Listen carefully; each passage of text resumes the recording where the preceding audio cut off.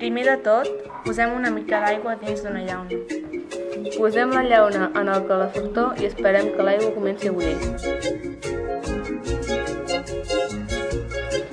Quan veiem que surt vapor, agafem la llauna i... A veure!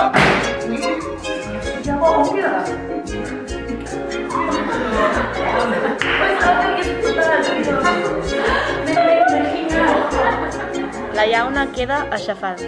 Per què ha passat això? Intentem explicar-ho. Quan l'aigua bull, es crea vapor que arrossega aire de la llauna cap a fora. Després, al posar la llauna en contacte amb aigua freda, el vapor es condensa. A l'interior de la llauna hi ha quedat menys aire i, per tant, la pressió disminueix.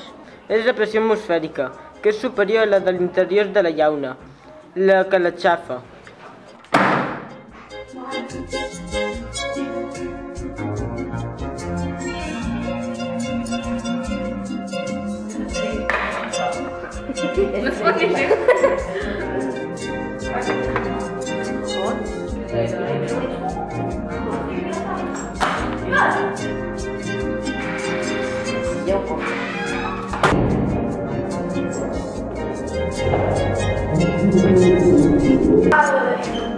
I la pressió atmosfèrica l'ha aixafat.